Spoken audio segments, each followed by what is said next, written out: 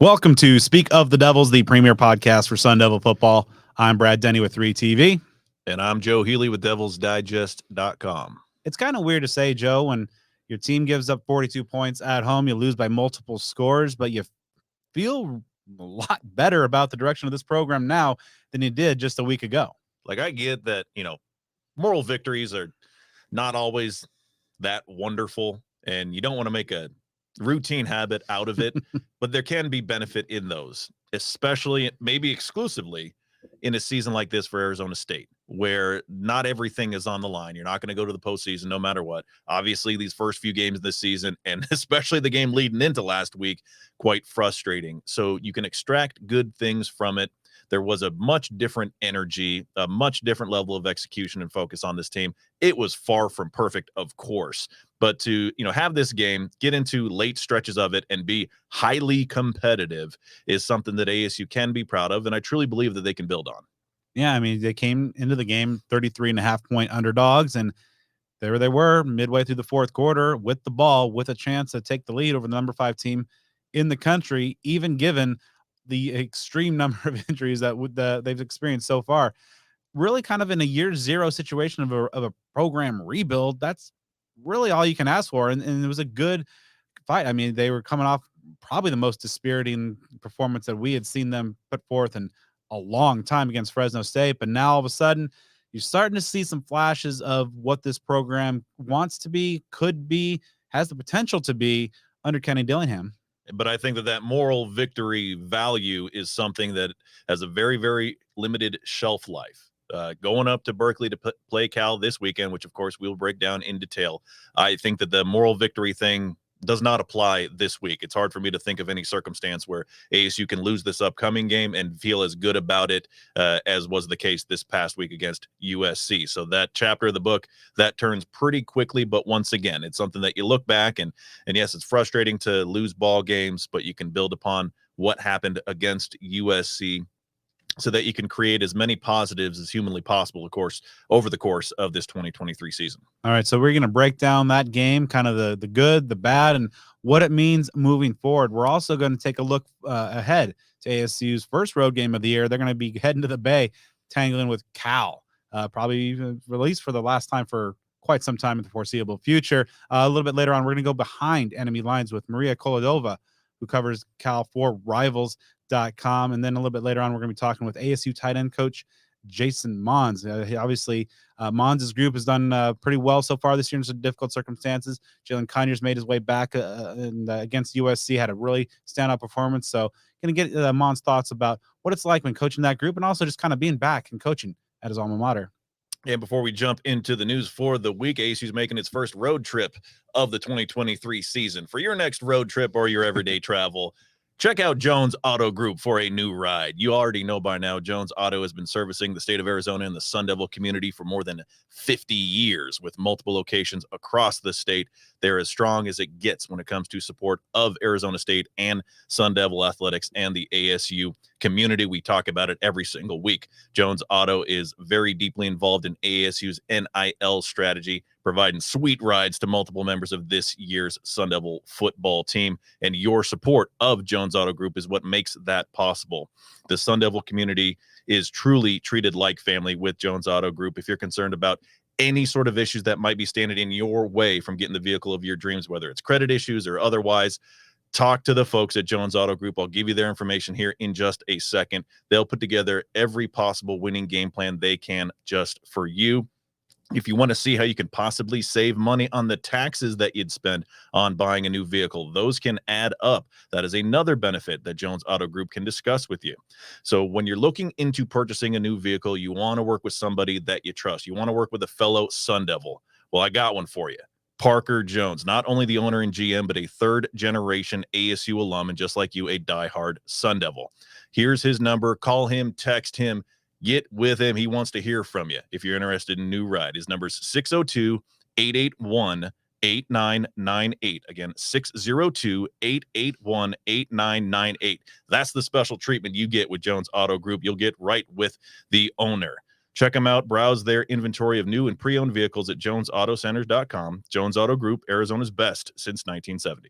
All right. So before we dive into our look back at ASU's loss to USC, a couple news items to discuss. Now, as we do, of course, passing on the next game time that the Pac-12 puts out.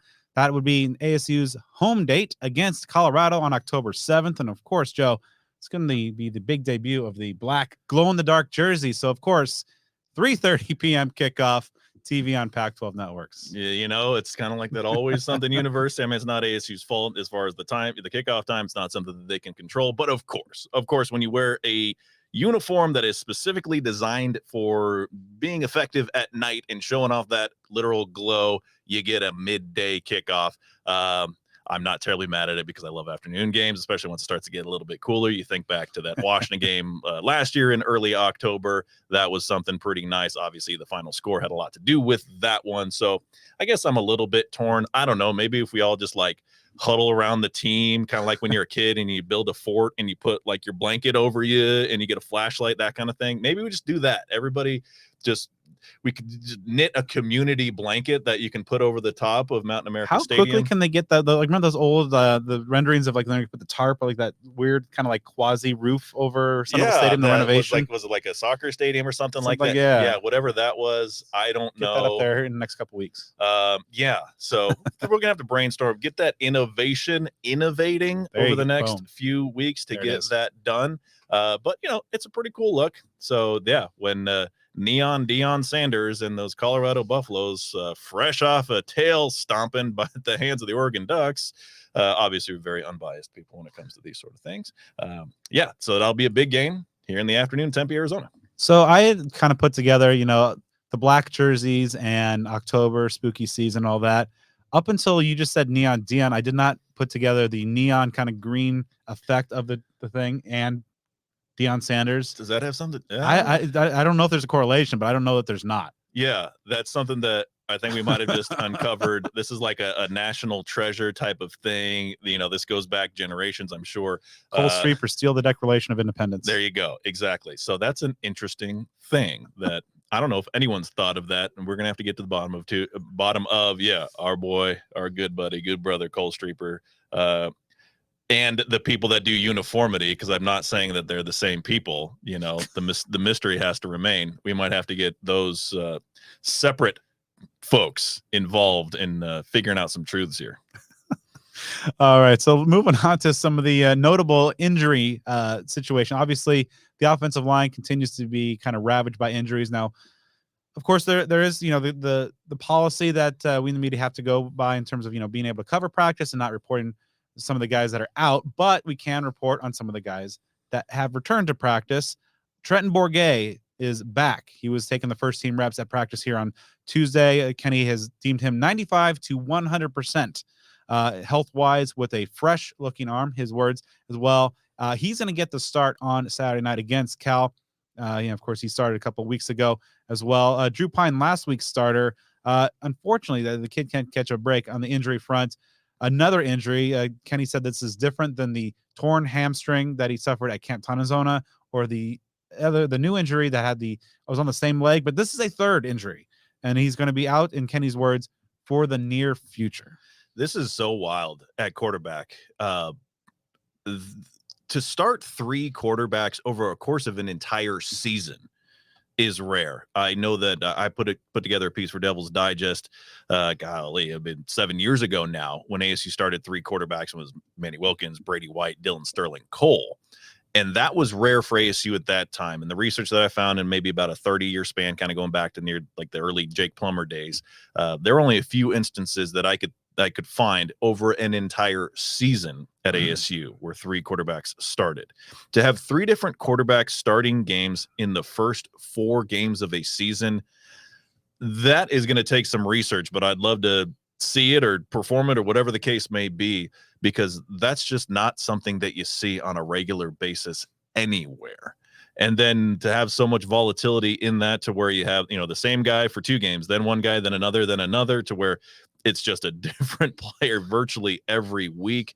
It's hard to put together the words to really describe that. And I think that's something I hope that fans understand how rare that is, how much that can negatively affect a team and an offense.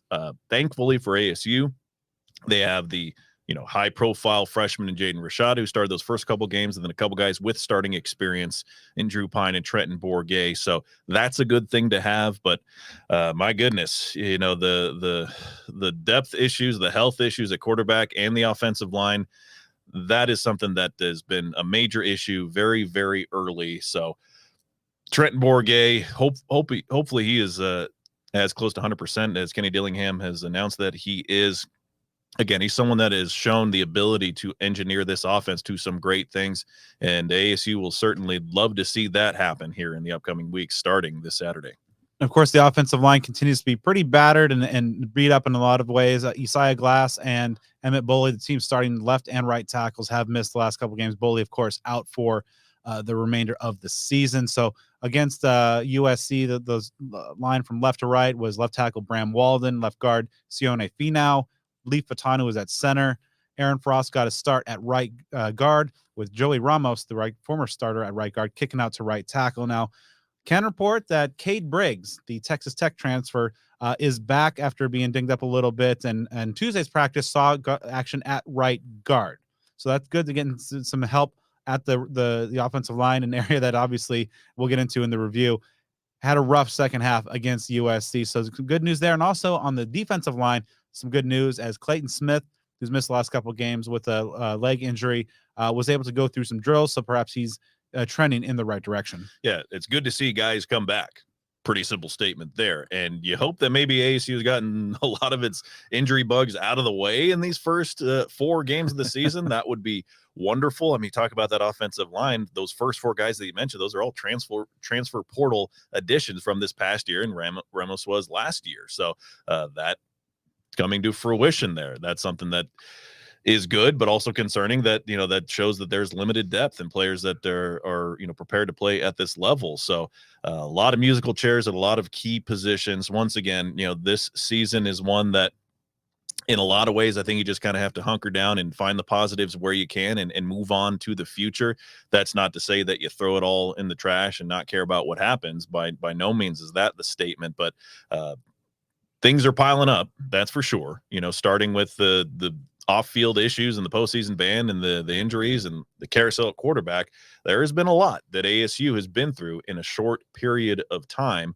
That can be something that tests you, that frustrates you, but it can also be something that brings out your best, because that you have to get it done with the players that you have, and you got to find ways to perform. And for players that may not have even thought that they had a big chance to see meaningful minutes this year, your number might be called. So that next man up type situation has been the case on more than one occasion for ASU, again, in less than a month's time. And next man up also refers to the coaching staff for the Sun Devils. And perhaps, I don't know what it is, but it just, again, the offensive line is kind of getting hit in that way as well. Saga Tuatele, the offensive line coach, missed Saturday's game after a medical issue kind of sidelined him, and it wasn't at Tuesday's practice. It seems like that things are going in the right direction on that front. So, of course, best wishes to Coach T. Stephen Miller, the former ASU offensive lineman, has been on staff as a GA, doing a really good job. You might have heard him on a recent episode of Speak of the Devils. Has been kind of coaching that group up, along with the help of staffer Matt Christensen. So the depth is being tested everywhere, Joe. Yeah, that's something that this new coaching staff has been thrown into the fire in a few different ways. And that's something that, once again, some can buckle under that pressure. Some can use it as an opportunity to grow, an opportunity to accept the challenge, accept the test, and work with what you have and train your players up to the best of your ability, whether that's someone who is supposed to be your starter, from day one, or someone that may have been a redshirt candidate or a third stringer, or heck, even a walk-on. I mean, the quarterback position alone, a couple plays away from a walk-on being the backup, or, maybe even more important role. So, in a lot of ways, don't really envy the things that Kenny Dillingham and his staff have had to go through, especially over maybe the last month or so of time. But they're certainly handling it with a lot of focus and class and doing the absolute best. And what we saw last week on the field against USC was, a great way to use that energy with the creativity and the new things that we saw to get some juice out there at Mountain America Stadium. So It's a roller coaster of a year, and as much as I think all of us would like for it to kind of level off and get some consistency, it just doesn't seem like one of those kind of years where that's going to be the case. So even though ASU is on the road this weekend for the first time, doesn't mean that your Sun Devil spirit needs to be at a low level. You need to dress the part as if you're going out to a game at Mountain America Stadium, even if you're watching on TV. And the best way to do that is at Cactus Sports. They're located at 514 South Mill Avenue in Tempe. You can put together the perfect Sun Devil fit from head to toe in just one stop with the best ASU merchandise around at Cactus Sports. At Cactus Sports, they are as passionate about making sure you look your Sun Devil best as they are about supporting the maroon and gold on game day. Now, if you can't make it to that Mill Avenue location, you can start putting together your ultimate Sun Devil gear wish list online at cactussports.com. Go ahead and stock up, buy everything in the store. They offer free domestic ground shipping on orders over $75. So go ahead and get yourself outfitted from head to toe at Cactus Sports. You can follow them at Twitter, Instagram, and Facebook at Cactus Sports AZ. Cactus Sports, ASU alumni, owned since 1992. Think local, buy local, be local.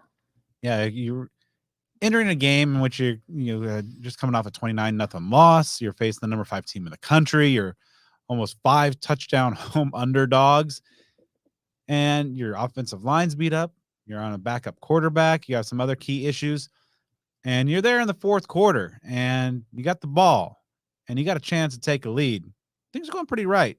I think the Sun Devils did some good things on Saturday night. It wasn't a perfect showing, as you kind of alluded to off the top, Joe, but some changes with the play calling, the mentality, the aggressiveness, and one thing that continues to impress me really is that this staff continues to get the guys invested in the fight. And coming off of a loss is dispiriting, as the Fresno State game. I think there was kind of a danger of them kind of maybe packing in a little bit, but no, we did not see that at all. We saw a team that took the number 5 team in the country, a legitimate playoff contender, down to, had them on the ropes for a little bit, and had a chance to win, and ultimately gave them everything that they could handle. Obviously, we've been doing our show here since 2011. We've both been following this program for 20, 30 years now. It's hard to think of a time where you had, a drastic difference from one week to the other, even in consecutive losses, as far as the energy goes, both on the field and in the stands. Again, not trying to tout a moral victory as a Super Bowl championship, but I'm having a hard time thinking, maybe Brad, if you have any ideas of like a legitimate, this is really a textbook moral victory. And that's not necessarily a bad thing. I know it sounds kind of like a backhanded compliment, and maybe it is a little bit, but I can't really think of one like that, as far as games where ASU took a very good team, to the limit, didn't get the W. And it was something that, although it certainly had a little bit of frustration to it, because if you're in the fourth quarter with a chance to take the lead against a top 5 team in the nation, and you don't do that, of course, it's going to be a little bit frustrating. But thinking back, again, the difference seems like much, much more than 1 week with what happened in that stadium against Fresno State, which I could not put words to on how bad that was. Fast forward 1 week, as you mentioned, injury issues, quarterback, offensive line, facing a team with the most prominent offense you could say in the country as far as scoring offense, Heisman Trophy winner. I mean, the list goes on. It could have been very, very ugly. We both predicted it to be ugly, and that wasn't something done, sarcastically or out of spite, or let's just throw this big number out there. Why not? Like I thought, like Ace is going to let up 50 plus, and they may not score but once or twice. This could get ugly. None of that happened. ASU was competitive in a season like this, and I feel like we're kind of recording it, if you'd say it that way. But there isn't as much to play for this year as there otherwise would be. That's just a fact, because there's no postseason happening for ASU. So it's kind of the perfect season to have a moral victory like this, because you are looking for opportunities to extract small and large victories here and there. And I think that there's quite a bit that they can take from this game. As I said earlier, it needs to be applied immediately. That moral victory thing, not going to last for long. Yeah, you basically had that 1 week expiration. But overall, I think when you look at the game, and what really kind of struck me is kind of watching things play out from the press box, is that you squint a little bit and you look down and you see the program that Kenny wants year 3, year 4, and kind of going back to his, I guess now famous, infamous, whatever bamboo metaphor of just you water. You don't see the results, but ultimately, all of a sudden it grows a ton and just in a short spurt. And he continues to bring up the Mike Norvell comparisons about Norvell at Florida State. Of course, that's where Kenny got into the ground floor. They didn't win a whole lot of games early, but now they're one of the nation's elite. And so you saw an offense that was aggressive, attacking, unpredictable, effective, especially coming off a shutout. But legitimately a fun offense, knowing that it was shorthanded. You still had issues at quarterback, at offensive line, but they were fun. They were exciting. They got the crowd going. And speaking of that crowd, that crowd was raucous. It was sold out. They stayed, and both Kenny and the players talked about how much of a difference that made. Early on in the game, there were a lot of procedural penalties committed by USC as a result of the crowd noise and the atmosphere. Joe, we've seen it. Like when Sun Devil Stadium or Mountain America Stadium is rocking, that's a real difference maker. And the defense continues to be really good. So, kind of through just, giving up 500 yards and 40 points, and an offense that is still, scuffling along, giving up way too many sacks and having some kind of a roller coaster quarterback play and a lot of turnovers. You saw kind of that vision down the road a little bit, kind of off in the distance, and that a hint, a tease, a soupçon of the potential that this Sun Devil program could potentially have if it kind of stays the course. And again, we're only 4 weeks into year zero, but still some promising flashes at a very opportune time, given what we saw a couple weeks ago and kind of some of the reactions from the fan base. Yeah, I think this game was a total croissant or whatever that word was that you just said. But yeah, and you saw people having fun, and you saw something that, what Cam Scadaboo was doing. That's just fun to watch. You saw the reactions on social media, from former players. Like I see Omar Bolden getting into it. Yeah. A guy who has a little history of not liking the Trojans. Ain't gonna be no Trojan, if you know what I'm saying. So that's something that's good to see. And if you can stack these up a little bit, and I'm not saying every game's going to be like that. I love me some weird, but you're not going to be weird every single game. But that's not only something that's fun for the players, fun for the fans. If you get recruits, potential transfers, they see that. If you're an offensive skill player and you see the kind of things that Cam Scadaboo was doing last week, you're like, heck yeah, dude, I want to be a part of that. That's fun. So that's something, again, that can provide dividends. We talked about the change in responsibility to Kenny Dillingham calling the plays and making some shifts there with offensive coordinator Bo Baldwin. That paid off some dividends for sure. So it's something that's encouraging, because this is a season, and I honestly mean what I'm about to say, and it's not like a defeatist type of thing. Is to a certain extent, you can throw the record out the window. Now, then, if ASU doesn't win another game and goes 1-11, then that's a different type of deal. But a 3-9 season this year, to me, is very different than a 3-9 season last year. And so you got to see the forest for the trees. And so, yes, there were plenty of positives in this game. And again, yes, there are negatives. USC's running backs each ran for over 10 yards a carry, including Marshawn Lloyd, 154 yards on 14 carries. Caleb Williams, he's just going to get his. He's a Heisman Trophy winner for a reason. He's going to be the #1 overall pick in the draft for a reason. May not be going to the Cardinals now. After last week, I think the Broncos should just be given the first pick in the draft and, a bye through the rest of the season. But anyhow, so there were positives there. Obviously, the 8 sacks is the kind of stuff that you cannot repeat. But I think a lot of folks are, fairly enthusiastic after that game. It was an interesting response and a level of maturity that you don't always see from Sun Devil fans, to be quite honest. You look through social media after the game, it's like, hey, I'm proud of this team. I'm proud of this performance. That's something that, again, you don't always see, even in a game that kind of warrants it. So was it perfect? Certainly not. Are there things that need to be refined? Definitely. Is ASU going to be facing the caliber of athletes on both sides of the ball? Even though the USC defense is something that was questioned, by its own reporters and things like that heading into last week, the athletic ability they have on defense and obviously on offense, just the kind of stuff you're not going to see every week. So it was there are good things to extract from it. And again, I feel like a broken record yet again, but that is going to have to be applied here immediately, because you've got a winnable game this week and what could be a possibly winnable game the following week, depending on a few factors. So ASU has a little momentum, even in defeat. You got to put that to action.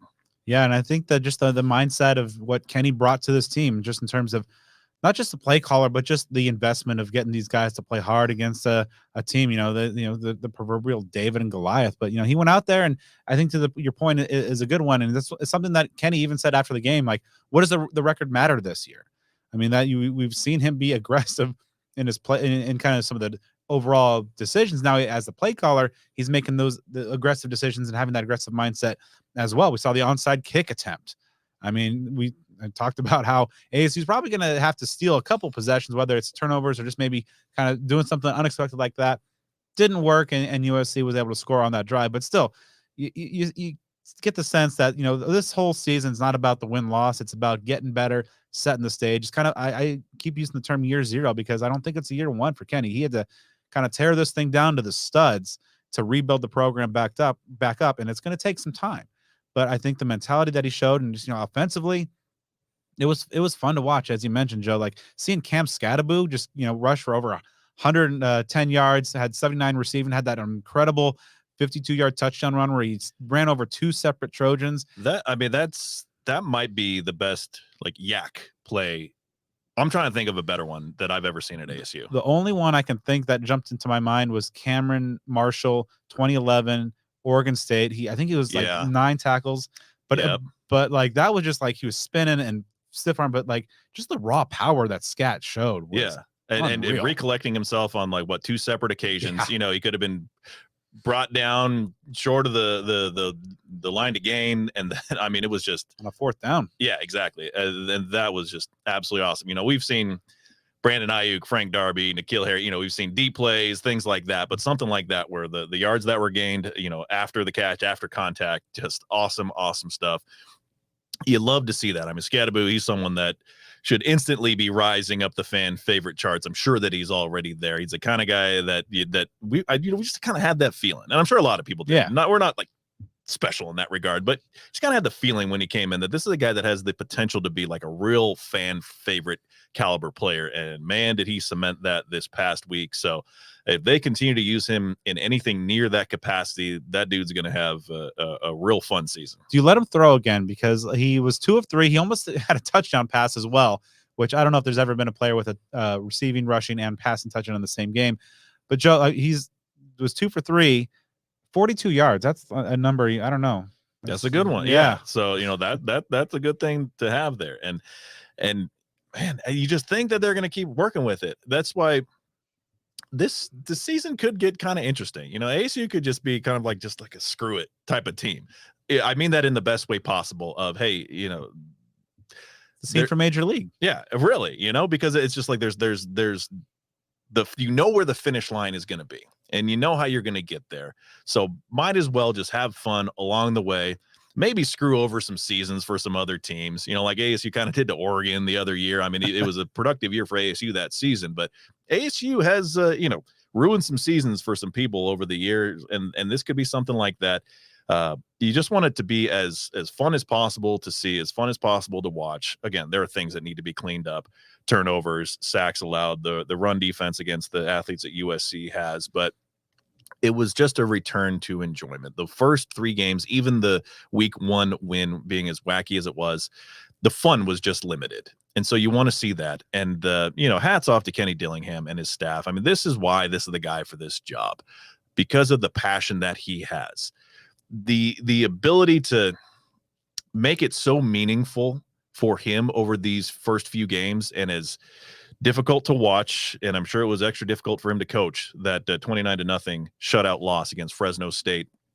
The things that he says, the things that he does, that's what you want to see out of your head coach if you're a Sun Devil fan. So that's the guy to carry through this season and beyond. As he talked about, he sees the vision for the future. Just doesn't strike you as someone that's going to be here for a short period and look for his next step. Obviously, we've talked about that sort of thing in detail on and on and on. So, again, he's really getting a trial by fire, but you have to be happy with what you have out of him just as a coach, just as a human being, just taking responsibility when he needs to, staying positive when he needs to, making the difficult decisions when he needs to, as he did prior to last week's game. So it's going to be a learning process for a lot of people involved, but this game against USC, sometimes these defeats, whether it's sports or life, you can learn a lot from it, build a lot from it, and that's something that they can do. Yeah, and one thing that really endeared him a little bit after or in Tuesday's practice, he's wearing a Arizona State Bulldogs hoodie, so kind of some reverence for the past of the program. But yeah, I just really was impressed with just kind of the aggressive mentality and really kind of helping to get this program moving offensively in the right direction, because of course the defense has been pretty good, but there were some problems. The offensive line was really bad in the second half. They just gave up 7 sacks just in the second half alone. 8 overall on the night, the most since 11 given up to Utah in that disastrous 2016 game, part of 22 tackles for loss that night. Saga Tuatele mentioned, I think the offensive line missed him a little bit and they're still beat up, but the quarterback play, we'll probably maybe talk about this a little bit more in the preview, but like Drew Pine just was continuing to be the spring Drew Pine and not the fall camp Drew Pine, where he was really good and it looked like a night and day quarterback, because in the spring, a guy who held the ball too long, a little slow in the decision making, real hesitant. And that kind of, we saw that against Fresno State. We saw that again against USC, a couple of turnovers there. But overall, just, it was I think overall a positive night. Kenny was aggressive. You got the playmakers involved. Elijah Badger, catching 9 balls. That's a good thing. You want that as much as possible. Jalen Conyers came back, 5 catches, 71 as well. Overall, pretty good on the offensive side. And Joe, going up against the Death Star of an offense, the defense, put forth, I thought, a winning effort. They've now, been put into a bad position with 11 offensive turnovers and finally gave up a single touchdown. So one touchdown over 11 turnovers, you'll take that as a defense. Yeah, especially as you mentioned, playing against the incredible talent that USC's offense has, of course, guided by Caleb Williams, Heisman Trophy winner. Tate Romney had a real solid performance. BJ Green continuing what he's doing. Prince Dorba is showing some prowess there as a rush defensive lineman. So again, you can extract some positives from it there. The sacks really make the rushing effort by ASU look a lot poorer than it was. If you just take the numbers by the running backs, Kyson Brown, Cam Scadabo, you have 22 carries for 130 yards. I mean, that's decent there. That's 5-6 yards a carry with a touchdown there by Scadabo, of course. Drew Pine had some moments, a nice touchdown pass to Elijah Badger, and then that one to Scadabo that he got the ball to him, and then Cam just did the rest on his own. So some positives there. But, yeah, going back to what you're talking about with him, the injuries are obviously an issue. The turnovers are a major issue. So, we will see what the future holds for him. He's going to be out for, the foreseeable future. I know it's kind of just a cryptic terminology. We get how Kenny Dillingham is with injuries, and I got no problem with that. So, we'll see what his role is moving forward down the line, because obviously ASU has a couple quarterbacks at its disposal. And realistically, just as it pans out, I mean, Pine technically really is like the third quarterback. I know that in the preseason, we're talking about him being the possible starting quarterback to begin the year, but that was Jaden Rashada. And then against Fresno State, both Pine and Bourguet played, and Bourguet got the start. And then obviously Bourguet is going to come back in the starting lineup this week. So, we'll see what the future holds at ASU for Drew Pine. But once again, there were some improvements offensively, just as poor as the offense looked for, I mean, honestly, the entire season, if you really can look at it that way, for the first 3 games.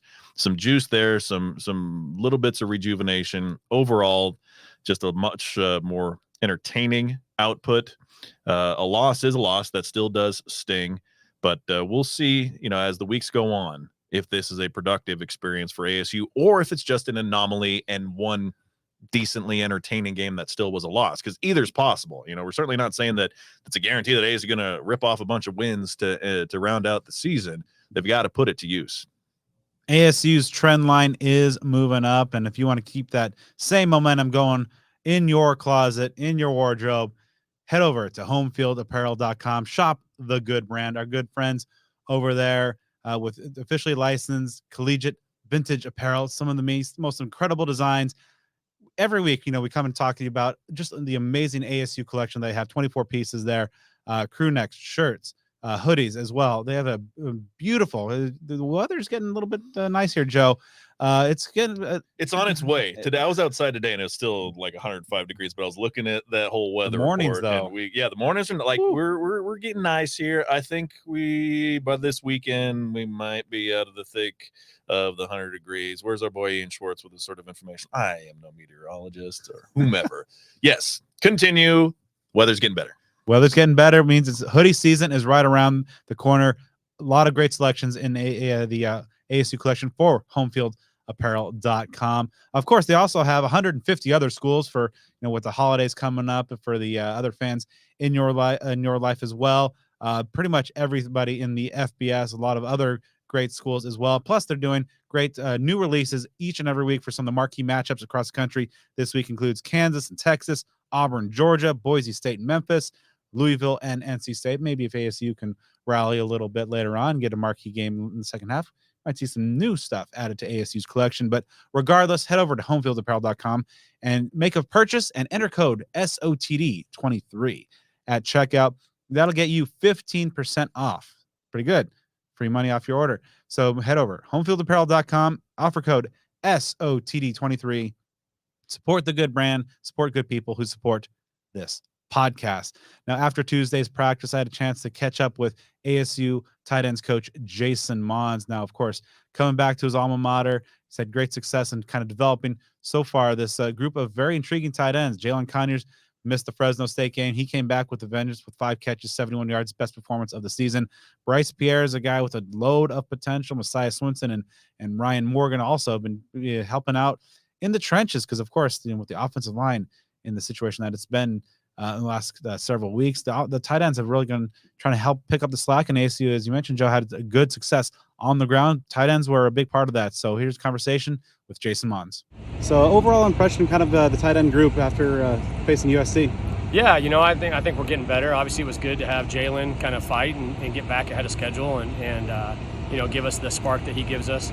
I thought Messiah had a really good game. He was really physical at the point of attack, really getting after those guys. I mean, that's really his skill set, and he takes a lot of pride in it. And he was good. I mean, I thought he set the tempo up front physically. So, and then Ryan Morgan came in, gave us some really good, valuable reps. Same thing with Bryce. So, good effort for those guys. Jalen was productive. I think he had 70+ yards receiving and had some big plays. And we had a couple other opportunities that were right there that could have popped as well. So, I thought all in all it was a good effort. I just like the way we competed. I think that was the biggest thing, is from a physicality standpoint, from a mindset standpoint, like we stayed in that fight for 4 quarters, and that's what we really wanted to see.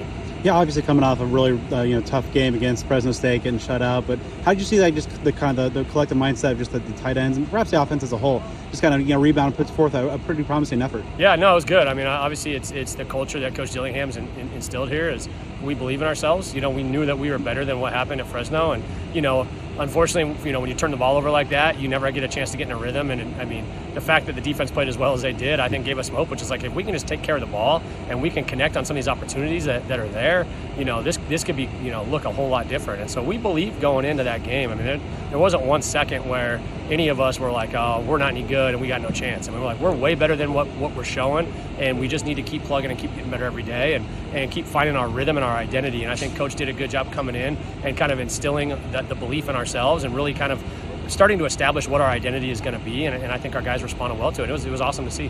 When we talked in the offseason, you mentioned that Bryce Pierre is a guy that's got a lot of potential, and with Jalen out 2 weeks ago, led the team in receptions or receiving yards. Seeing him more involved, what are you starting to see from him in terms of now that he's getting more reps, more live action to kind of fulfill that potential? Yeah, he's a terrific player. I mean, there's not probably many programs in the country that could have a guy like number 12 go out and not have a huge drop off. And I thought Bryce came in and picked up the slack and really probably had his best game as a Sun Devil. Made plays in the run game, made plays in pass protection, and obviously made plays on the ball and was efficient. So we have the utmost faith in Bryce. I tell him, like, when he comes in, we don't have to change anything we do. Anything that we can do with 12 on the field, we can do with 13 on the field, and that's a good feeling, from a play calling standpoint, and obviously from the position coach standpoint, when you got that guy that can come in and do everything that the other guy can do. And of course, having 12 back on the field, one of the conference's best at that position. What was it like, just kind of the infusion that he was able to give the offense? And it looked like that the offense now with Kenny calling plays, maybe getting the playmakers like him a little bit more involved? Yeah, no, when you got that guy in the field, you know you got a chance, to make a play anytime. And whether you got man coverage or it's a busted play or whatever, I mean, he's a big target. He makes plays with the ball in his hand. Run after contact is elite. And so, having that guy in the field is special. He's a special playmaker. But, I think we get in a position too where we can get into a really good rotation of players, getting guys lots of reps, keeping them fresh, and that way Jalen's always on the field in crucial downs. He's never gassed, he's never tapping to come out because we have guys that can spell him. And so I think that's what we're really fighting to now is like getting into our depth, really trusting our depth and playing guys and rolling guys in and out in different personnel packages. So when we do get into certain situations, we got to make sure that we got the guys that fit that scheme on the field and they're fresh and ready to go. And of course, with him back, your unit's fully healthy. The offensive line, unfortunately, not the same. Seeing you guys working in conjunction with some of the tackles, and just with the offensive line kind of as banged up as it is, with the tight end group, what's it been like just trying to being able to help and kind of help those guys in the trenches? Yeah, no, it's a collective effort. We need to be able to run the ball and establish a run game. I thought we ran the ball very effectively against USC. Obviously that's a testament to the O-line and the guys that have stepped in and stepped up. But also, our tight ends being involved as well. And Ryan Morgan was phenomenal in the run game last week, and didn't play a ton of snaps, but the snaps he played, he was very efficient and effective and physical. So yeah, that's part of the deal is tight ends and the O-line working together. That's what makes a tight end special, is the ability to not only make plays, on the ball, but also go down, put your hand in the ground and get after people and be an impact player up front. So it's good to see we're continuing to build and work together. And when you've had some guys in different spots, sometimes that that timing and that communication, all that, it just needs some work. But like today, just getting into individuals and getting some tackle tight end combo stuff done, that's crucial. And it's fun to see these guys. They're growing into a team. They care about each other. They got a lot of fight in them. They believe in Coach Dillingham and what we're building here. So I don't think we're never gonna fold up our tents and pack it in. We're gonna keep fighting it to get better every single day. Heading up to the Bay for a road test against Cal, a team that typically has pretty good defense, good defensive-minded head coach. What are some of the things that kind of jump out about the Cal defense and what they bring to complicate things for you guys? Yeah, I just think they're very sound. They're scheme-wise, they're sound. You can't scheme them into really being in a bad number situation. They have answers for what you try to do. Fundamentally, they're very sound up front, not overly aggressive, but they will bring pressures when the situation fits. So I just think they're very well coached. You can tell from a staff standpoint, they're all on the same page. They know what their adjustments are in different situations. They're not going to beat themselves. They're going to force you to come out and execute and move the ball, and they don't give up a lot of big explosive plays. They try to keep the stuff in front of them. And secondary is very talented. D-line is physical and disciplined. So it's a good-looking group. They've got a good defense. That's why they went toe-to-toe with Auburn on the road, and they've played well up to this point. I know it's really exciting for you to come back and coach at ASU with obviously the family ties and the history here. Now that you have a month in, 4 times running through that Tillman Tunnel and in that maroon and gold, what's it just been like? Just having like actual games under your belt as a Sun Devil coach. Yeah, no, it's been awesome. I mean, the first game walking out and seeing Thunderstruck from the sideline, knowing that I was a part of the team. I mean, that was pretty special. It kind of gave me chills, to be honest with you. And getting to experience the devil walk with my kids, and seeing the looks in my kids' faces when they're walking through with the cheerleaders and the band playing, and just some of those things is really what's awesome. And I said last week we were pregame, and I got a bunch of former players that are here, yeah. Bram and Tristan Monday and Javen and Will Schaefer and John Butler and Magnum. I mean, we got a whole group of guys. DJ Foster is on the staff, and I was like, this time last year I was preparing for Desert Edge, and I said we're getting ready to play USC. So I try to keep things in perspective. I'm blessed to be where I'm at. I don't take it for granted for a day. There's never been a day I showed up and like, man, it's it's a grind, it's hard, but I love where I'm at. I love what I'm doing, and I love where we're going and what the future's going to look like. Before we go behind enemy lines and learn a little bit about the Cal Golden Bears, if you want information about ASU's opponent, if you want a lot of information about Sun Devil athletics, there's only one place that you can go for all of that insight. That's, of course, at devilsdigest.com, which is a part of the rivals.com network. If you want practice reports, if you want game previews, I do some of that stuff, recaps, interviews, looking ahead to future sports and the upcoming seasons, basketball, baseball, all around Sun Devil athletics. No better place to get the inside stuff than devilsdigest.com. A premium membership there also gets you access to content across the rivals.com network, so you can learn about other teams, recruiting, whatever it is that you're interested in college athletics, rivals.com is the home for you. And if you're a Sun Devil fan, that means only one place. Once again, devilsdigest.com. So go ahead. If you're not already, become a subscriber of devilsdigest.com. Support our wonderful friend, Hod Rubino, and all the good folks, including me there at Devil's Digest. Would love to have you on board. If you're not already a part of the community, go ahead, drop everything you're doing, become a subscriber right now to devilsdigest.com. Joining the program now for this week's Know Your Enemy segment to give an inside look at the Cal Bears is Maria Kholodova, who covers Cal for Rivals and former sports editor at the Daily Californian. Maria, thanks for coming on. How are you tonight? I'm good. How are you? Doing well, thank you. So, like all but 2 teams in the Pac-12 conference, next year Cal will have a new conference home in the ACC. How has that news been received in Berkeley and among the Cal faithful? What are they looking forward to, or maybe have concerns about moving over to the ACC? I think among fans, the biggest word that's been thrown around has been relief. It was a bit of a tumultuous time when, nobody knew where Cal was headed. And so now there's finally a home for the Bears, which I think kind of puts a lot of people at ease. There were a lot of different things getting thrown around: Mountain West, Big 10, Big 12, ACC. No one really had any idea what was going on. So I think now it's nice to kind of have an idea of where next year is going to go and kind of begin to, scout out the opponents. The fans are getting a bit of a look at like ACC football this year. So I think it's nice to finally have somewhere for Cal to actually end up. And, as an added bonus, Cal gets to go with Stanford. It gets to keep the big game. I think that's been huge for a lot of fans. So head coach Justin Wilcox, been around since 2017. I didn't really know this until I looked it up today. He's the second longest tenured head coach in the Pac-12 as far as, being at his current job. Solid progress over his first 3 seasons, but hasn't reached a bowl since 2019. His name showed up in a lot of those preseason hot seat type of lists. Do you think that sort of designation is fair? And if so, what does he need to do to remove himself from such a seat? I think hot seat might be a strong term, depending on who you're talking to. I think the program got hit pretty hard by COVID and, a lot of things going on within the program itself. I think rather than the entire season, the bigger hot seat is this upcoming game against ASU. Cal's had a tough start to the season, and should Cal lose against ASU, I think a lot more questions are going to get asked. Obviously, not too many people are putting a ton of blame on the program for losing against Washington. It's a top 10 team, one of the most prolific quarterbacks in the country. A little more can be said about Cal's performance against Idaho, 0-17 to start off the first half pretty much. But I think it's a little too early to start saying hot seat. It's Cal's 2-2. There's a lot more to play for this year.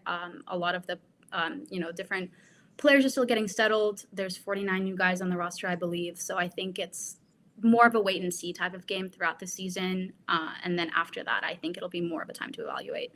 So talking about the season to date, of course, they're 2-2.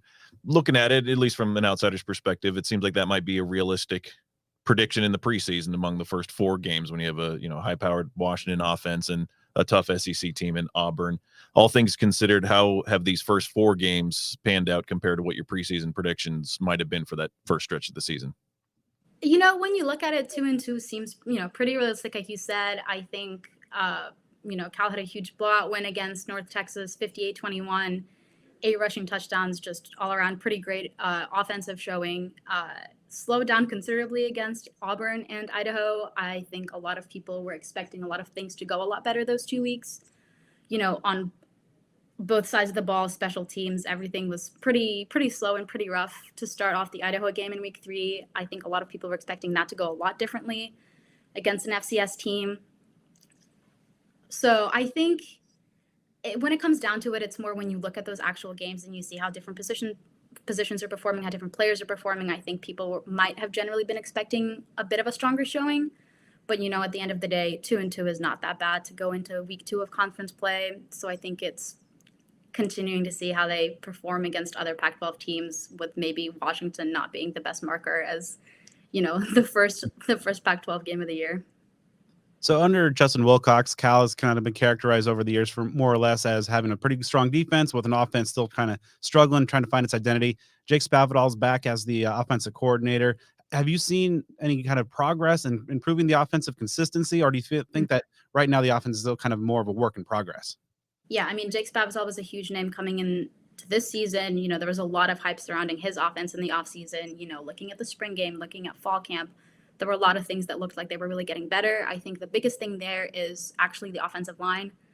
Coming out of last year, the offensive line was not doing great. And obviously this year, Cal took a hit in losing its starting center, Matthew Cindric. He's out for the season. Brian Driscoll's doing a fine job filling in, but I think it was a little bit of touch and go there for a second. Against Washington, I don't think the O-line, was really there, but generally I think they're giving the quarterbacks a lot more to work with compared to last year.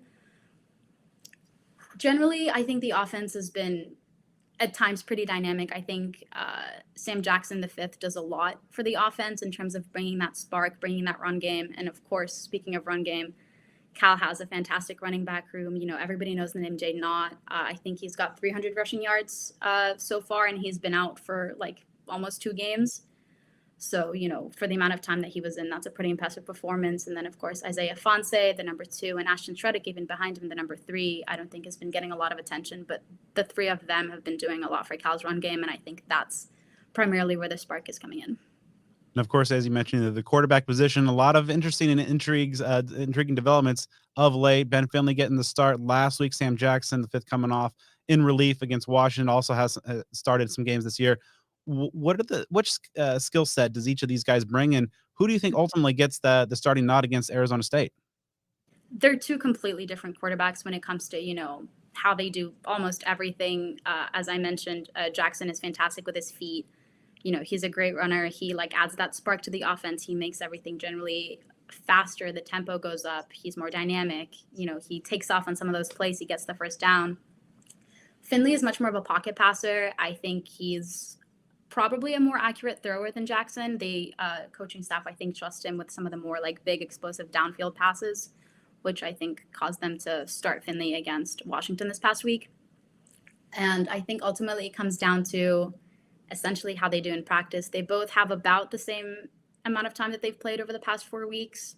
Neither of them has yet to play a full game. The closest that Sam Jackson came to that was against Idaho, where he came out for a few plays for concussion protocol, but he stayed in for most of the game. And, I think especially in the second half, he managed to kind of bring that spark that keeps coming up.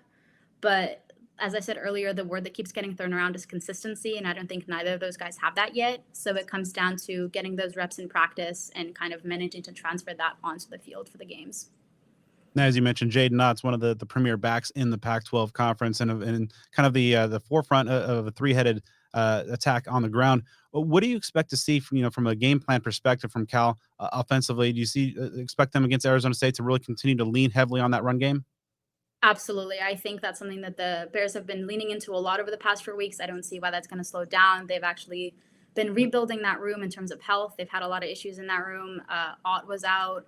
He came out against Auburn and didn't go back in, did not dress against Idaho. Fonse was getting a little dinged up. Shreddick, I think, had problems with his ankle. The Oregon transfer, Byron Cardwell, was out for the season. Justin Williams-Thomas only dressed for the first time for practice, I believe, today. And so they were having a little bit of a tough time, getting ready for emergency protocol when it came to the running back room. But the Bears have been relying on the run game a lot for these past 4 weeks. That's definitely where they get some of the gains, some of the first downs. I don't see why that'll slow down going into conference play, especially when you have as much talent as you do in the running back room. As you mentioned, Jaden Knott is just phenomenal. He last year as a true freshman managed to really prove himself, make a name for himself. And I believe 200 of his 300 rushing yards came in the North Texas game. So kind of leaning more into that running back room and kind of the rushing attack, I think is going to really be super important for Cal this weekend. Justin Wilcox, of course, made his name on the defensive side of the ball, and his teams have kind of taken on that identity as well. Looking at this 2023 Cal Bear defense, what do you see so far as some of the strengths on that side of the ball through the first 4 games? Well, the biggest thing that I can think of when you say that is turnovers. I don't know what it is this week, but last week I believe Cal was leading the country in forced turnovers at 10. Now I think they're at 11. I don't know where that makes them in the rankings, but getting those turnovers and getting those stops has been really important for the Cal defense. I think the secondary all through fall camp was looking really, really great. I think they were all getting a little tired of each other by the end of fall camp. 3 weeks offense going up against the defense. So I think just continuing doing that. Defensive coordinator Peter Sirmon talked today at media availability about starting fast and continuing to play fast, which is something that they didn't get to do against Washington. So I think it's a matter of tempo and momentum and just keeping doing the same thing that they've been doing for the past few weeks. They're kind of along those lines, on the tempo front, and ASU's offense is still trying to find itself, and there's a lot of injuries on that side of the ball. What kind of game plan do you expect Sirmon to kind of draw up on Saturday to combat the ASU offense? I think Drew Pine being out, I believe he's going to be out for the game. I think that's going to be pretty important for the defense. I think the pass rush is going to be pretty important, trying to get those stops, trying to sort of capitalize on some of the offensive weaknesses that ASU has been seeing, which is something they really didn't get to do against a offensively prolific team as Washington. So kind of getting the opportunities to really prove themselves and really shine in that area, I think is going to be pretty key for the defense. Now, obviously guys like Jaden Ott have made them the name for themselves in terms of in the Pac-12 and with their level of play. But who are a couple of guys, maybe one from each side of the ball, that might be a little bit under the radar, that might be kind of the X factor types that could play a big role in determining Saturday's outcome? I mean, I spoke a little bit about Ashton Stredick, who I think is a big name, but I think a bigger name on the offense side of the ball, and a group that we haven't talked about much yet, is Tron Grizel, the receiver. He was a walk-on, did fantastic during fall camp, made his way up the depth chart, was listed as a starter week 1, and I believe started for the first time against Washington this past Saturday. He, I believe, is leading the team in receiving yards. He's been doing really well already, got a couple touchdowns under his belt, one last week and one, I believe, the week before. So he's really been kind of an important key for this offense in wide receiver room that's also getting a little bit dinged up. Tron got hit pretty hard, as did Taj Davis. I believe he was out and is still day-to-day right now, the Washington transfer. And so Tron Grizel has been, I think, a bit of a standout name coming on as a walk-on. On the defensive side of the ball, I would say Caleb Ilarm-Zor. I think that name's been getting thrown out a lot more this year. Last year, I think he only recorded stats in participation in special teams, and this year he's leading the team in tackles.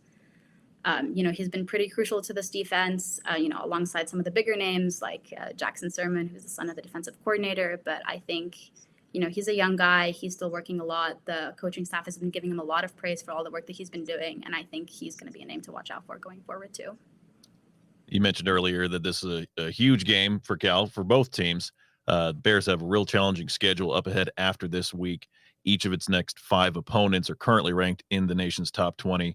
So just talk a little bit more about that. How crucial is this game for Cal, not only to bounce back from that Washington defeat, but to gain some momentum and hopefully pull things in the right direction, possibly work their way to bowl eligibility by the time the season's over?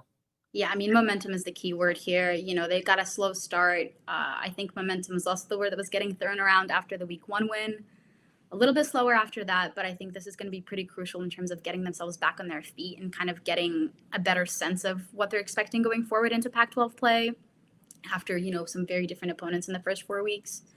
So I think getting a win here is going to be pretty important in terms of getting that confidence back and maybe getting a better understanding of what each of the skill groups, each of the position groups is needing to do. And especially, I think the biggest answer is going to come at quarterback.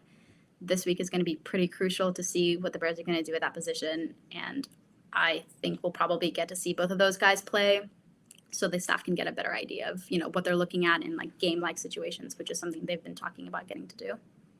Well, awesome. Thank you so much, Maria, for sharing your expertise and insight into the Cal program. Really appreciate it. Encourage our folks to head over to the rival site and check out all the information on ASU's upcoming opponent. Maria, thanks again. Thank you very much. So, Brad, ASU has a noon kickoff against the Cal Golden Bears. And when you have a game that barely starts in the afternoon, you know what that gives you the opportunity to do? Chow down on some breakfast burritos during the game. What better way to watch the Sun Devils in action at Cal by eating you some Burrito Express, which is, of course, a family-owned business that began in 1995 with a combination of authentic recipes, competitive prices, and a comfortable atmosphere.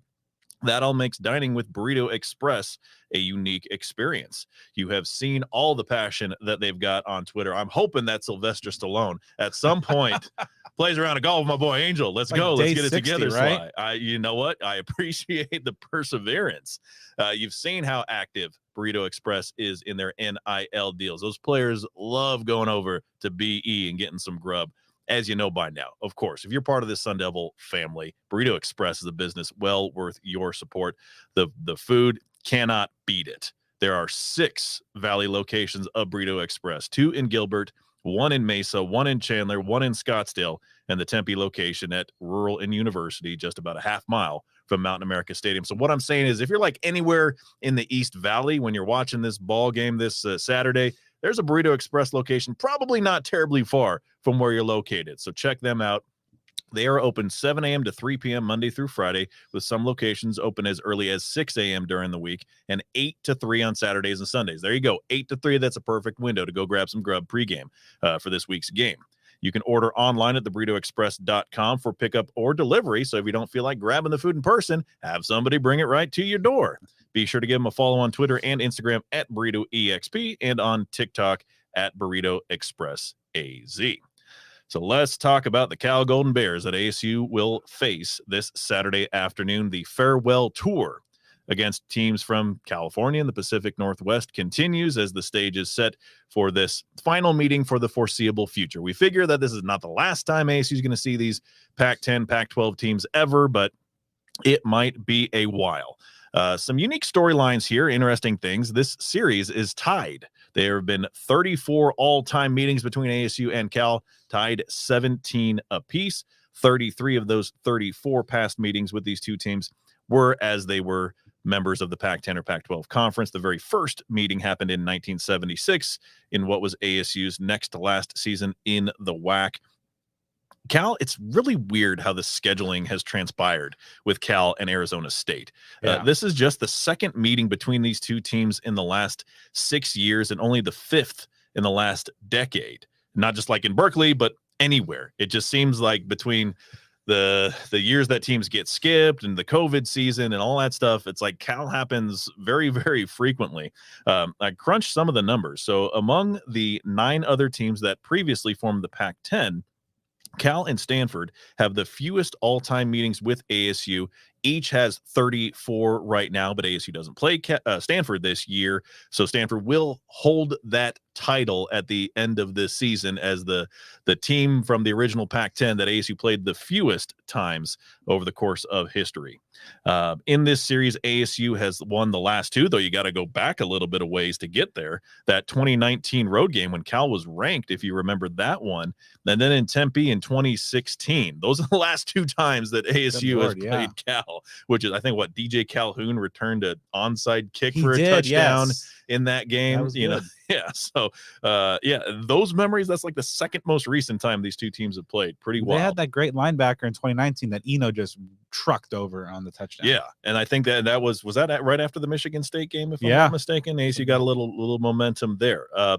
Last time I got my haircut was the week before. There you go. A lot of milestones in this series here. You know, when I think about Cal, I still think of them as a team that has like some national prestige. I mean, they certainly aren't what they used to be. Prior to that 2016 game, Cal won 8 of 9 against ASU from 2002 to 2011. That's not really a coincidence why that happened. That successful stretch all happened under Jeff Tedford, of course, at Fresno State right now. Not saying that this is a Jeff Tedford appreciation podcast, but the dude's a heck of a coach. He did some damage at ASU in the 2 games he's coached Fresno State against them, did some damage when he was in charge of the Cal program. His final season at Cal was 2012. Since his departure, Cal has only had 3 bowl appearances, most recently in 2019. Again, just to kind of look back at this series and Tedford, again, I'm not trying to make this a Jeff Tedford appreciation podcast, but, as ASU faces these Pac-10, Pac-12 foes for what is the last time, at least for the foreseeable future, kind of interesting to take a look back at some things. In the 40 years prior to Tedford's arrival at Cal in 2002, the Bears had 5 bowl appearances, just 4 seasons with 8 or more wins. In his 11 seasons there, he had 8 bowl appearances, including a string of 7 straight, 6 seasons with at least 8 wins, including the only 3 10-win seasons Cal has had. I'm gonna ask you a trivia question. So Cal has had 3 10-win seasons. Jeff Tedford had 2 of them. Who had the third? Oh man, Not recent. Yeah, it was Bruce Snyder. Bruce Snyder in 1991, the year before he came to Arizona State. So so basically what I'm saying here is that this Cal football program had a real dang good stretch for about a decade under him. But other than that, I mean, talked about he made 7 straight bowl appearances. The only time that they had 3 consecutive bowl appearances, 1948 to 1950, all Rose Bowls. Good for them. How about that in those days? So the Cal program kind of put a little bit of a bow on that description of things. The Cal program's kind of interesting because, like I said, I still think of those days with Marshawn Lynch, Aaron Rodgers, Deshaun Jackson. I mean, they had talent. They had a ton of talent, both sides of the ball. But those days are kind of gone. Yeah, I just like you still. It's interesting. Like you just kind of have the association of certain teams, and for Cal, it's still like an explosive offense. The guys you mentioned. The Jared Goff era as well. But Javid Best, JJ Arrington, and defense, Cameron Jordan, Damian Hughes, Brandon Meeban. I mean, they had talent on those teams. And now it's just like we're talking a little bit kind of off air, just kind of like one of the more nondescript, maybe the most nondescript program in the conference in terms of just, obviously when you're not moving the needle offensively in a conference as offensively oriented as the Pac-12, that's going to hurt you. And even like the elite defense that they had, even just a couple of years ago, were kind of falling by the wayside. Last year was kind of a big struggle defensively. Now they're pretty solid. I mean, Justin Wilcox is always going to field a competent defense, but they're just not at that elite level. Now, of course, you might go in a broader picture view. Sometimes, the transfer portal for some of those higher academic end schools can be a little problematic. And it does seem like Cal's finally making some more progress on that front and say their Bay Area brethren in Stanford, but it's going to be interesting. Now they're, and then all of a sudden, they're going to be a member of the ACC. So just it's wild times. Nothing makes you think Atlantic Coast like teams from the Bay Area. It's like, I think if you would poll the Sun Devil fan base, and if you were to include us in that and ask them to name 2 players on Cal's roster without cheating, I think you'd get a pretty low rate of return on that. But that said, they're still 2-2 at this point in the season. Of course, their head coach is not Jeff Tedford or Bruce Snyder. It's Justin Wilcox. Year 7 for him as head coach. I mentioned he's started there at 2017. It's just wild the turnover that's occurred in this conference in the last 3 to 5 years, that he's the second longest tenured head coach as far as active Pac-12 head coaches at their respective schools. More wild that the amount of turnover in that span, or more wild that he's still there given the lack of success? Yeah, those are equally wild things to me. Guided Cal to back-to-back bowl games in his second and third seasons. There was some momentum in those first few years before that COVID season hit. But Cal is just 10-18 across the 2020 to 22 seasons, including a 4-8 finish last year. A little background on him. As you mentioned, his background is most specifically on the defensive side, prominent defensive coordinator at many powerful schools. And if you think back, and it's kind of wild because he was their head coach, he was hired there in 2017.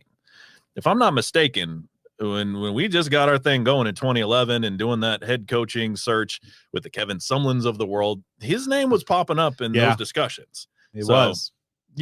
These are things that could have happened, but maybe possibly good that they did not happen there. So overall, including the first 4 games of this season, he has a career record at Cal of 32-38, and just a 17-33 conference record. Wild to think that he was in serious contention for the Oregon job before Dan Lanning got it. Yeah, and he's an Oregon alum himself. It's just wild how these coaching things go. In his time at Cal, he has never had a winning conference record in a single season. You heard some input about the whole hot seat thing, and I know people kind of take that different directions, and there are different criteria. And a program like Cal, maybe they don't have super high standards for their football program, but if there's anybody in the conference that is, by default, you have to say him. You talk about the success, 32-38, and is not going to get it done, but of course.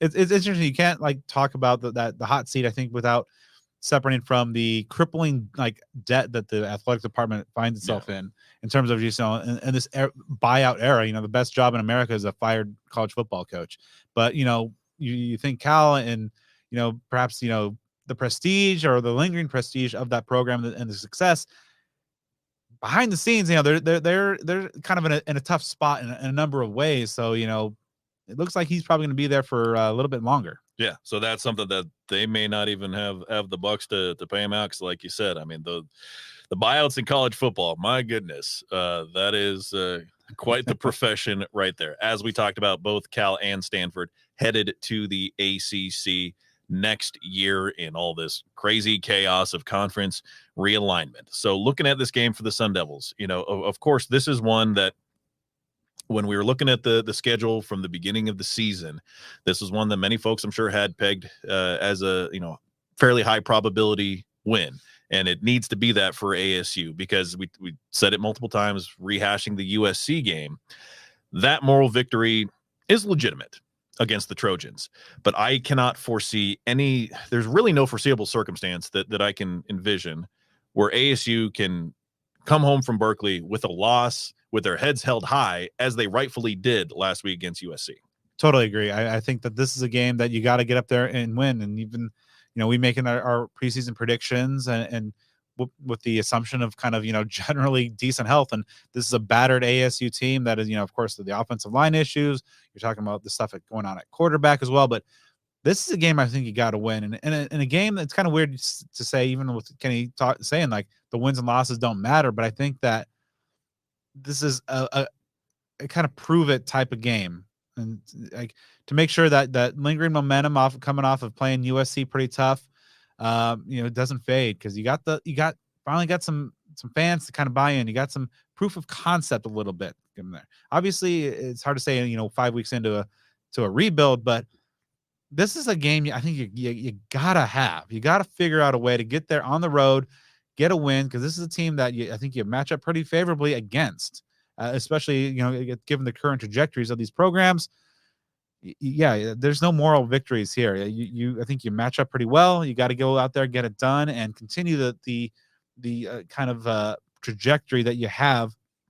Some of the seeds that were planted a week ago, you got to start to see a couple of them blossom, at this early first half of the first season type of juncture. So taking a look at some of the personnel for Cal first on offense, they've been running a couple quarterbacks out there in all 4 games, starting with Ben Finley, who is a Phoenix native, Paradise Valley High School, transfer from North Carolina State. So far in the year, he's averaging 133 passing yards, 3 touchdowns, 4 interceptions, completing about 62% of his passes.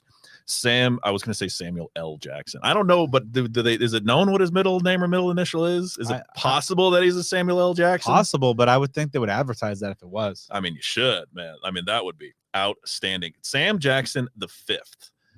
When do you think Sam Jackson the 1st of this family was born? I hope it's just a series of brothers rather than generational. Some George Foreman caliber stuff. Yeah, that would be awesome. Oldest sibling Sam. Yeah. Also a transfer from TCU. He's averaging 106 passing yards per game, 4 touchdowns, 2 interceptions, completing a little over 57% of his passes. So, the quarterback play, yet another team like ASU, also like Oklahoma State that ASU saw with multiple quarterbacks that are playing. Jackson gives you more on the ground. He's got 68 net rushing yards with a touchdown. So they've kind of gone back and forth a little bit, as the numbers tell you. Nothing that really stands out as far as superhuman play. Again, all due respect to Ben Finley and Sam Jackson the 5th. Between the two of them, nothing like Caleb Williams, right? So ASU, you want to see that the quarterback pressure that you've seen improve over the last couple of weeks, get at these guys.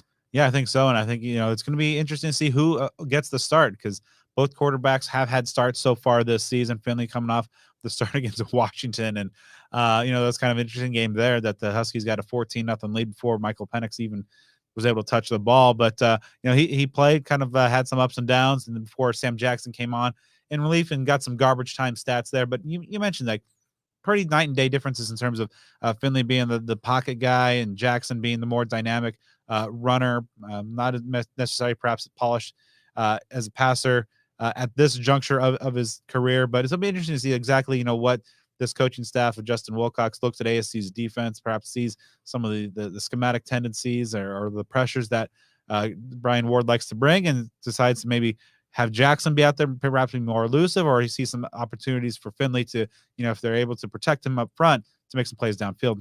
They're running the ball quite well this year between their top 3 backs. Those guys are averaging over 200 yards combined per game. The head man there, Jaden Ott, he's missed a game, but he's averaging 102 yards per game in those that he's played. He has 306 yards in 3 games with 4 rushing touchdowns. And then they've got some depth there, guys that can get after it as well. So that is an immediate area where ASU can improve week over week after what USC's running backs did to Arizona State. You cannot have a repeat against that, or excuse me, of that against Cal. Absolutely not. And, with Anthony Cooper getting back in the lineup after missing the first 3 games a week ago, forming that 1-2 punch at defensive tackle with Deshaun Mallory, CJ Fight, of course, Tristan Monday, Sam Benjamin. That interior of the defensive line is going to be key for this matchup, because this is a team that's not going to light the world on fire through the air like USC is certainly capable of. But they're going to want to run the ball, and Jaden Ott's one of the best in the conference doing so. Isaiah Fonse is also a very effective runner. Ashton Stredrick as well. The three-headed backfield there, but of course Ott is the headliner. He's had great success so far in his young career in the conference, but it's going to be real interesting to see exactly what kind of run defense we see from Arizona State after getting pretty horrifically gashed, especially in the second half against USC. As far as the pass catchers go, Jeremiah Hunter leading the team with 21 receptions for 232 yards, 3 touchdowns. Tron Grizel has 12 catches, 177 yards, and 2 touchdowns. Taj Davis, who I believe came over from Washington, 13 catches, 141 yards, 2 touchdowns. So a few guys that are getting involved in the action. Nothing that really stands out in a incredible way there. Hunter averages about 11 yards a catch. Taj Davis under 11 yards as well. So you're seeing some contributions, but nothing that's necessarily standing out to you in a massively productive way. So when it comes to the Cal offense, the objective number 1 is to limit that run game as much as possible. Definitely, yeah. Keying on that run is going to be one of the very critical keys of the night. But talking about those receivers, Tron Grizel, 6'4", coming out of the slot, maybe kind of shades of maybe Jarrell Robinson, just not your prototypical body type coming out of the slot. So it'll be real interesting to see, in terms of coverages, because he had a pretty good game. He's got a pretty good story coming in as a walk on and being able to become one of the top receivers for this Golden Bear offense. But yeah, first and foremost, it's got to be stopping the run and having a much better showing in the trenches than ASU had a week ago. So flipping over to the Cal defense, there are some areas that ASU can potentially exploit and some that the ASU needs to be aware of. Cal is allowing about 28 points per game. That average skyrocketed a little bit with what Washington did to them last week. In the past game, they allow 234 yards per game. They've allowed 9 passing touchdowns in 4 games. Again, when you play Michael Penix, you're going to get damaged. That dude can play some ball. Just like they run the ball well on offense, their run defense has been solid as well. Only allowing 106 yards per game on the ground with 4 touchdowns and 3.5 yards per carry there. So that's an area where you want to see ASU get involved in the pass game with Trenton Bourguet, and obviously seeing Cam Scadaboo out there in whatever roles he has. Interesting when you look at some of the turnover issues. I think that's going to be a big deal as well. Cal is tied for second nationally, forcing 11 turnovers, but they're tied for 103rd nationally by coughing up 8 of them. Now, ASU is tied for 127th with 11 lost turnovers. The 8 against Fresno State is a big part of that. ASU is dead last, 130th nationally, with just 1 forced turnover. So that sort of thing is going to be huge here as well. Also, this might catch some people by surprise.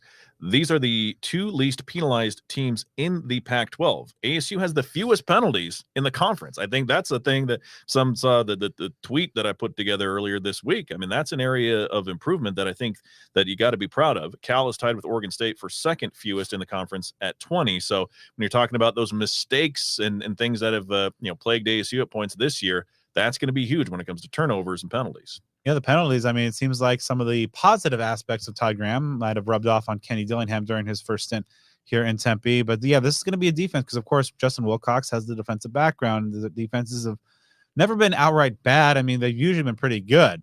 Last year, not so great. They had some struggles, and especially kind of making plays behind the line of scrimmage. But There's going to be another 5-man secondary base scheme that ASU is going to be facing, that they've already had, had some mixed results against Oklahoma State earlier in the season. Fresno State gave them some fits a couple weeks ago. But yeah, you mentioned like this is going to be an opportunistic defense that is going to, take advantage and generate some turnovers if you're not careful. They're also pretty good on third downs as well. And like all Justin Wilcox Cal defenses, they got a really good and active set of linebackers. Jackson Sermon, the son of the team's defensive coordinator, is really kind of one of the better kind of tackle machines in the conference and getting after it. And of course, they're usually pretty deep at in the secondary as well. Patrick McMorris has done a pretty good job after starring at the Mountain West level and kind of making that transfer up to the Pac-12.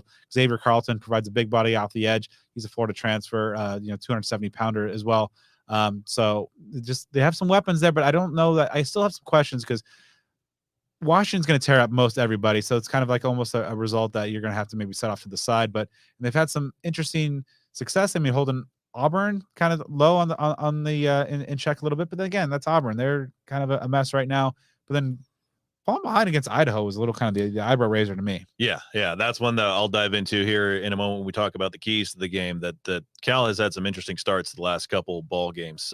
In a game like this, and I'm going to introduce it in a way that's kind of contrary to what the folks in Las Vegas, Nevada think. I was going to say this is a game that could be close. Special teams could play a role.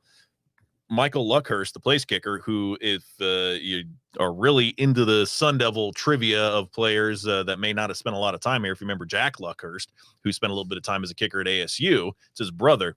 He is just 3 of 9. I mean, that's a good batting average. Yeah. What's the slugging percentage? Right, exactly.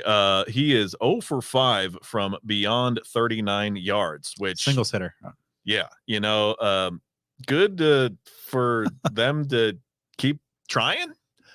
I don't know if they maybe just don't have any other kickers, so we'll see about that. Now, granted, that probably you can take with a grain of salt because for whatever reason it is, kickers just have the best days of their entire lives, like invariably against ASU. I mean, you see guys that are making 52, 55-yard field goals that have never made anything like above 40 in their lifetime or something wild like that. But, getting back to that, because I don't know what it is now, but I think it opened at a 2-score.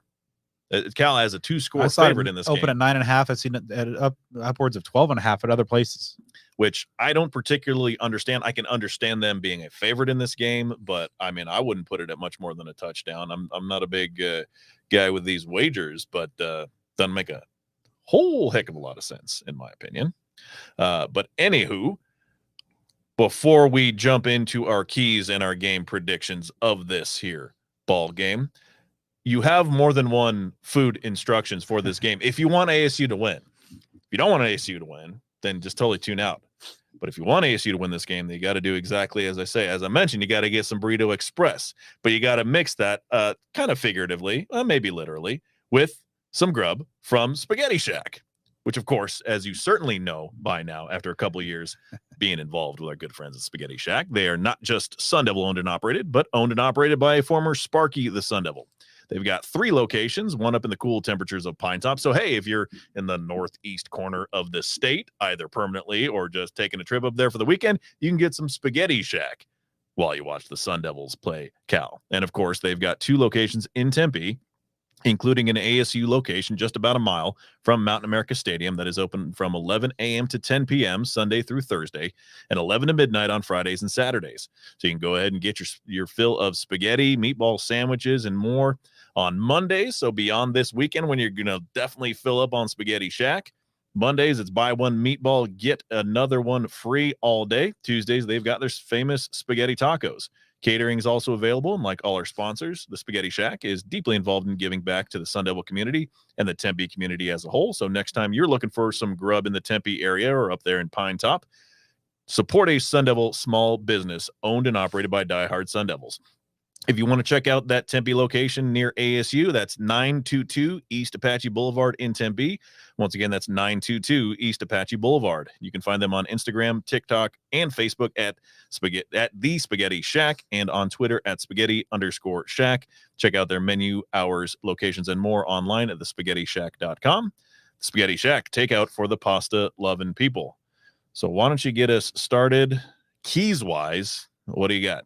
Number one, ASU needs to shore up the run defense because obviously USC had great success on the ground a week ago, and that's not necessarily USC's forte. That is definitely Cal's forte, leading the way with Jaden Knott on the ground, a very talented backfield, and Sam Jackson the fifth gets involved.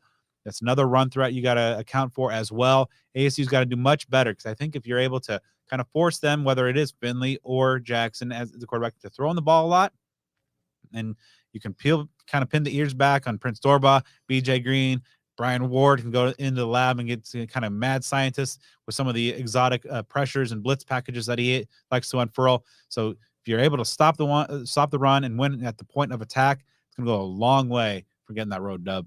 In this ball game and in life, it's important to keep the energy high and stay weird.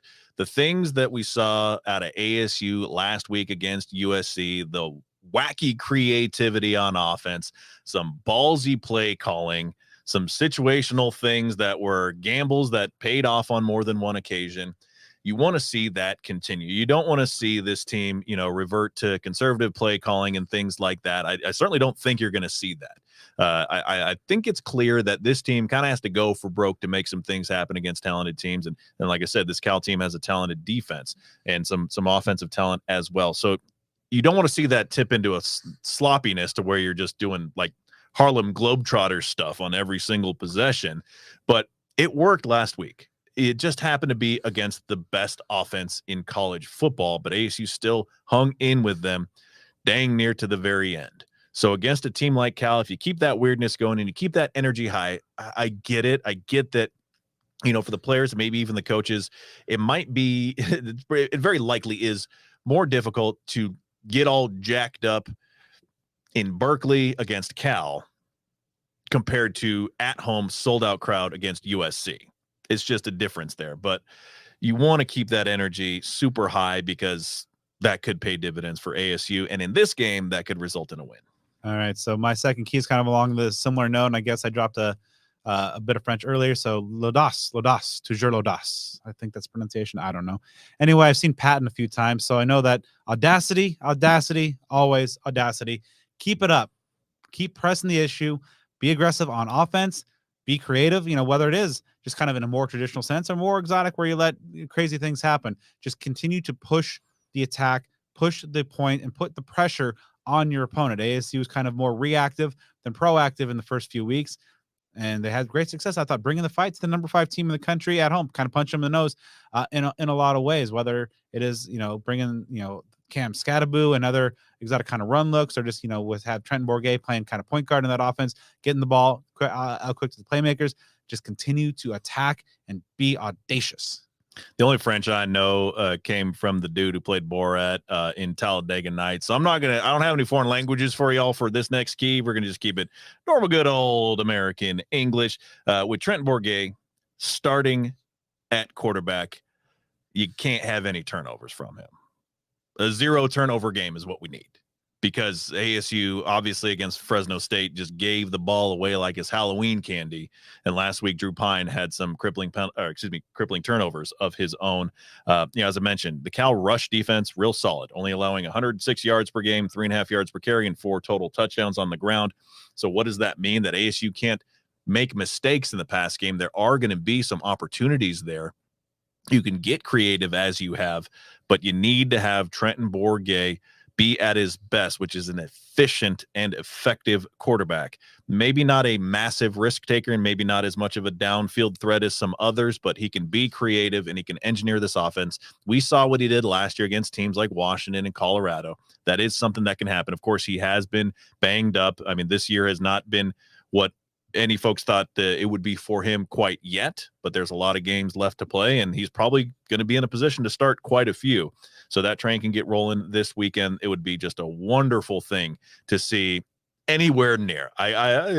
Not necessarily I'm predicting the 400 yards that he did against those teams like Colorado and Washington last year, but we know that he has what it takes. And the most important thing for him doesn't need to be a high risk, high reward type of situation. You want to see him take good care of the ball. All right. My final key is to just continue to feed the playmakers, maybe kind of a sub point of the second key to the game. We saw Elijah Badger get fed 9 catches. That's great. We saw Jalen Conyers get the ball a lot, 5 catches, 71 yards. And of course, the very creative uses and repeated and heavy use of Cam Scattaboo. Xavier Guillory, unfortunately, though, did not get a catch. And other playmakers on this Sun Devil offense that have shown the ability to be difference makers should just be fed the ball. And I know that it was the first week of Kenny Dillon, I'm assuming, the play calling duties. And I think he knows where he has some strengths, where he has some advantages, and he's very meticulous in that regard. And so I think when he has a quarterback that is hopefully able to avoid the mistakes that perhaps Pine had a week ago in terms of, holding on to the ball too long or making some of the read and progression issues, I think that you will see a greater reliance and feeding of these playmakers, and that Bourguet is not a guy who's going to hold on to the ball for too awful long, or shouldn't be. We saw him have great success and just kind of feeding Badger and Conyers and company on the back half of last season. I think that's the recipe for continuing this positive offensive momentum moving forward. Last one for me is to start strong. We've seen ASU have really solid first halves in 3 of the 4 games this year. That's something that needs to continue. Look at the last 2 games for Cal in the first half. They were down 45-12 at halftime against Washington last week. The week before, they got down 17-0 deep into the second quarter against Idaho. It's now an FCS team. If ASU can get some traction going early, this does have the making of a game where that could be sustainable in the second half. Now then, if you get out to a slow opening, if you're just getting out of the blocks in a way that doesn't put points on the board to move the ball down the field, that's going to be a concern. Like I said, this Cal team has shown a trend of getting off to slow starts. ASU, you want to capitalize on that, get some momentum. I mean, what could be better within the realm of possibility in this game than ASU leading like 14-0 after the first quarter? I mean, that would be spectacular. And like I said, the last couple games, Washington is a elite team so far. But man, when you're letting that happen against Idaho, that just shows some cracks in the foundation that ASU can possibly exploit. All right, time for our game predictions. I'll start things off. I do think that this offense, even with the positive momentum from a week ago, is still very much a work in progress. The offensive line is still extremely banged up, and with the tackle situation extremely unsettled, and the issues protecting the quarterback against the pass rush still legitimate, and the very strong question marks. And we saw the run game have success a little bit. Perhaps the addition with having Cade Briggs back in that mix as well might help out a little bit. Cam Scattaboo, not probably going to be sneaking up on anybody anymore. So I think this offense still has some big questions. Of course, you're having another different starting quarterback. It's obviously a guy with experience, but still, you don't have the continuity in place in terms of like a week-over-week starter. But I do think overall you have talented playmakers that can have success against this Cal Bear defense. Now, as long as you're able to avoid mistakes and not have those turnovers that Joe talked about, and Bourguet is probably, of the 3 quarterbacks, the one who's probably most capable of playing within the system and within a game manager. And I think Kenny Dillingham, as now the play caller for another week, is probably going to factor that in and probably scheme some stuff to kind of help mitigate the issues along the offensive line. Flipping over to the defensive side, I think ASU's defense continues to be very good. Even with Clayton Smith out of the lineup, Prince Dorba has stepped in, leading this team in sacks, and BJ Green is having a really good all-conference caliber start to his season as well. But the run defense, I still have some questions there. I think it's going to be pretty evenly matched and going back and forth. I think it's going to be pretty close all the way through. But I do think that what we've seen so far in terms of the body of work, even though it was, in some losing efforts, most pronounced last week in a losing effort, ASU's trending in the right direction. I still have a lot of question marks about what Cal does, and especially, the UW result, but that Idaho one just kind of really sticks out to me as just kind of like, you shouldn't have that situation. Even in kind of their performance against Auburn was a little iffy there in terms of a lot of the key areas that I'm kind of focused on in terms of when I match up these 2 teams. Ultimately, though, I think that ASU is going to be able to execute better and continue to have, and getting Bourguet back, playing within that system, I think is going to ultimately be the difference in a 27-21 Sun Devil win. I mean, for me, this is certainly a winnable game. And you look at the remainder of the schedule at this particular point in time, this is clearly the most winnable game that remains on this schedule. There are others that may fall into that category as time goes on. I'm not going to maybe necessarily it's a must-win game, but ASU needs to pick up some victories over the course of this season, even in a year where, you say things like the wins don't matter. It does matter if you only get 1 or 2 on the course of the year. And so this is one where it's a very, very important thing. ASU takes care of the ball. If ASU doesn't get gashed on the ground, if ASU can bring pressure on the Cal quarterbacks, this is one that the Sun Devils certainly can win. Like I completely disagree about having Cal be a 2-score favorite in this. I'm not saying I necessarily disagree with them being a favorite. I know ASU has a lot that needs to be shown, but I think that ASU can compete with the Bears at a whole heck of a lot higher level than many seem to think. So I think this is one where you probably have a team that has a certain level of satisfaction from last week, but when you're in I'm sure they expected to win when they proved that they could hang with USC. So you hopefully have a blend of minor satisfaction, like, okay, hey, we're better than some people think, like we can do this, but also a chip on the shoulder of like, but that still sucks that we didn't win the game. Like that should be the mentality of this team. So they should come out being creative, being aggressive on both sides of the ball, but not letting that be sloppy. That's going to be the biggest thing. Obviously, turnovers can stop you dead in your tracks on any circumstances, but when you're playing the team that has forced the second most turnovers in the country, that is something that you have to be aware of. But I think that should improve because Trent Bourget, yes, he turned the ball over in the limited time that he saw against Fresno State, but we've just seen Drew Pine have a propensity to turn the ball over, whether it's holding the ball too long and getting sacked and having strip sacks there, throwing interceptions. I just think that should improve for ASU in this week's game. There's a fair amount on the line, and this can give the Sun Devils some momentum that they haven't really had too much of so far in this young season. Things could get a little bit fun. If you get a win, come back home, you get Colorado coming in, who's playing USC this week, by the way.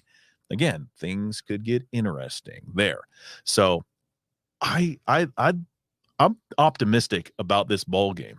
And not for nothing, you've got a few players that are making their return to Berkeley. On special teams specifically, kicker Dario Longetto, snapper Slater Zellers. Now, it's not the full lot of them. DeCarlos Brooks, Ben Coleman could have been added to that list. Obviously, as you know, ASU got quite a few transfers from Cal with the Charlie Regal connection there. But I think ASU is going to build on that ball game last week, and I think that's going to count, and it's not going to be a moral victory this time. I think it's going to be tight. I think it's going to be close. There might be some mistakes that get you right on the brink of things falling apart, but then ASU gets it back. I see Dario Longetto being a big part of a 30-28 Sun Devil win. All right, so that's going to do it for this episode of Speak of the Devils. I'd like to thank our guest, ASU Titans coach Jason Mohns, and from Rivals, Maria Kholodova. This week's game will kick off at noon. It's a day game. Get those breakfast burritos from Burrito Express. TV will be on Pac-12 networks and radio at 98.7. Stay with us on the social media side of things. We are on Twitter at SOTD Podcast, Instagram at Speak of the Devils, on YouTube, on Facebook, and give me a follow on all the social stuff. BDenny29.